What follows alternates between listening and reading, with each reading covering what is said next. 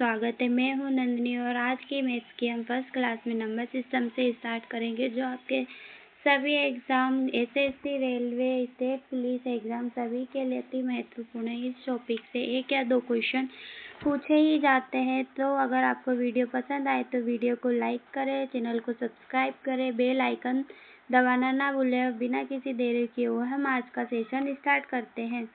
इसकी मूल अवधारणा होती है, यानी कि बेसिक कॉन्सेप्ट होता है संख्याओं की शुरुआत कैसे हुई।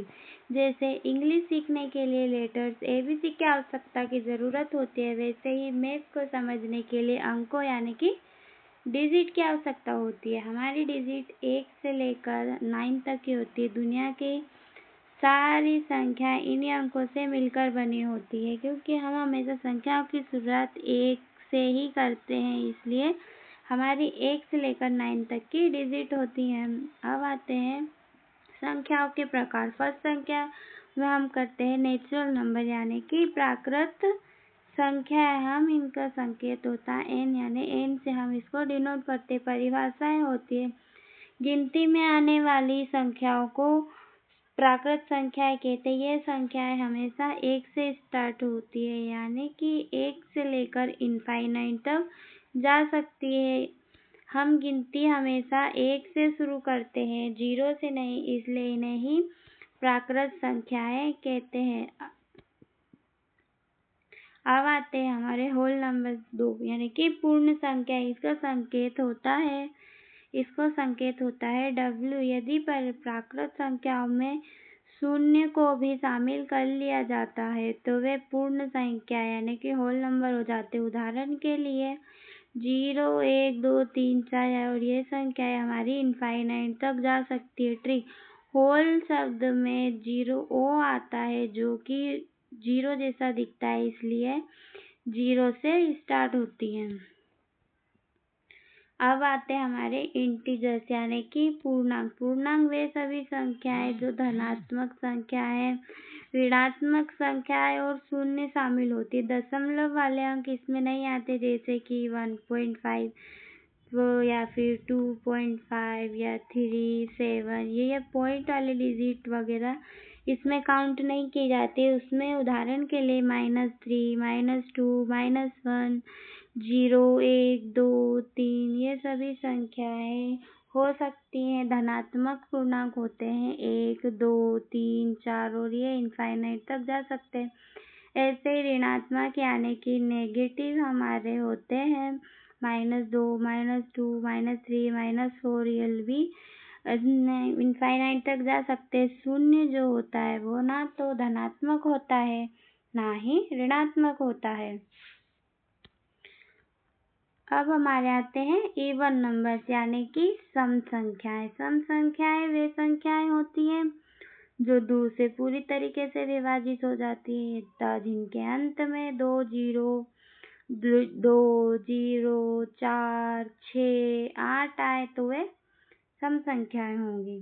उदाहरण के लिए 24, 88, 100, 512 एवं 112, 114, 256, यानी किसी भी अंक में अगर 2, 0, 4, 6, 8 आए तो वे सम संख्याएं होंगी।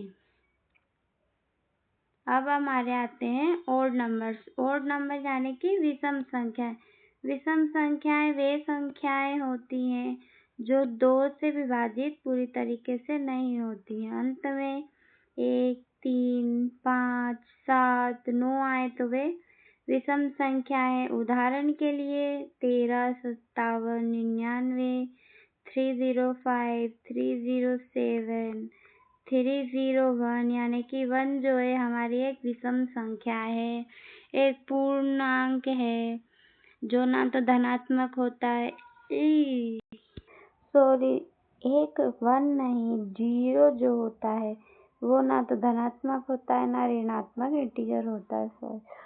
अब नेक्स्ट आते हैं हम प्राइम नंबर, यानी कि अभाज्य संख्याएं। अभाज्य संख्याएं वे संख्याएं होती हैं जो सिर्फ अपने आप से और 1 से विभाजित होती हैं, यानी जिनके केवल 2 फैक्टर्स होते हैं, जैसे कि 1 और 2 जो स्वयं है और एक से होगा।